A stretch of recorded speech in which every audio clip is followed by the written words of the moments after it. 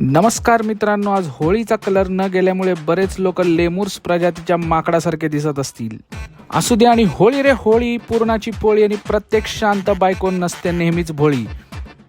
आणि आम्ही गेलो होतो माहीमची पारंपरिक होळी बघायला, जिथल्या बायकांचं म्हणणं आहे की सुंदर तो है मेरा मुखडा, लेकिन नाटक करेगा तो एक घाव डायरेक्ट दोन तुकडा. बघता बघता संध्याकाळ झाले आणि माझ्या बहिणीने होळी बद्दलची माहिती द्यायला सुरुवात केली, जे तिने दुपारीच तिच्या घरच्यांना विचारली होती. आमचा बजेट कमी असल्यामुळे आम्ही एक असा फोटोग्राफर मागवला होता जो सकाळी तर फोटोग्राफी करायचा पण संध्याकाळी लहान पोरांना घाबरवायची कामं करायचा. आमच्या सोबत एक अशी पण व्यक्ती होती ज्यांनी युट्यूब वरती वायफळ गप्पा मारून खूप पैसे कमवले होते. तितक्यात मला समजलं की होळीचा नारळ न आणल्यामुळे माझ्या बायकोने माझ्यावर पोलीस कंप्लेंट केली होती. होळीचे पाया पडून झाल्यानंतर डीजे वाल्याने विचारलं की कोणाला आपल्या नवऱ्याचा कंटाळा आलाय. त्या सगळ्या बायकांनी हात वर करून नाचायला सुरुवात केली. पहाटे पहाटे होळीला अग्नी देऊन लोक अंमली पदार्थांच्या सेवनासाठी निघून गेले. आणि ह्या दादाच्या डान्स मध्ये एवढं व्हायब्रेशन होतं की हा 5 मिनिटात हातात दूध घेऊन त्याचं ताक बनवून देत होता. आणि होळीच्या विसर्जनाला निघालेल्या काही लोकांमध्ये अशी पण लोक होती ज्यांना पोटावर ठेवून गोल फिरवलं असतं, निदान 2 दिवस तरी फिरत राहिले असते. बाकी तुम्हाला पण अशा फालतुगिरीची सवय मला माहिती आहे, त्यामुळे कमेंट आणि फॉलो करा बाबा यार, किती वेळा सांगायचं.